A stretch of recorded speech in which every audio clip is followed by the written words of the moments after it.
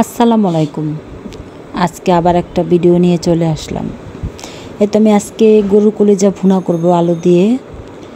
তো এখানে আমি গরুর কলিজাটাকে ভালোভাবে গরম পানি দিয়ে সুন্দর করে পরিষ্কার করে নিয়ে ছোট ছোট কিউট করে কেটে নিয়েছি। এখন আমি এটার ভিতরে পেঁয়াজ, তারপর আদা, রসুন, তেজপাতা, দারচিনি সব ধরনের মশলা দিয়ে দিলাম। আর এখানে আমি গুঁড়া মরিচ আর হলুদের গুঁড়াও দিয়ে দিলাম পরিমাণ মতন।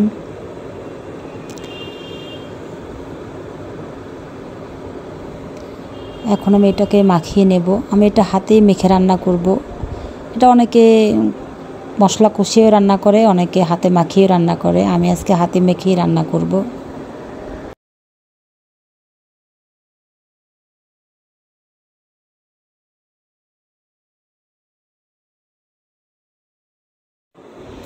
এটা আমি 10 মিনিট রেখেছিলাম মেখে, এখন আমি বসিয়ে দিলাম।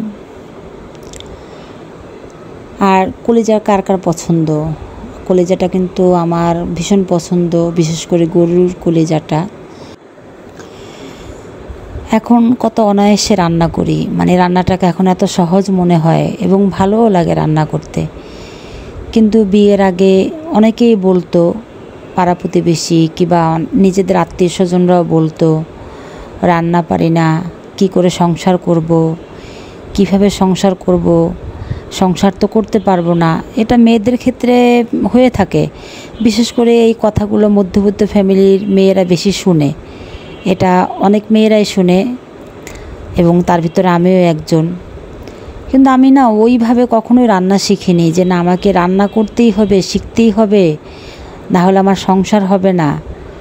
ওইভাবে কখনো রান্না শিখিনি। আলহামদুলিল্লাহ এখন আমি অনেক ধরনের রান্না পারি এবং আমার রান্নার প্রশংসা আমার হাজব্যান্ড অনেক করে। আর এটাই তো বড় পাওয়া, যে কষ্ট করে যখন রান্না করবেন সেই রান্নার প্রশংসা যদি আপনার হাজব্যান্ড না করে, তাহলে আপনার রান্নার করে কিন্তু কোনোই লাভ নেই, আপনার কষ্টটাই বৃথা।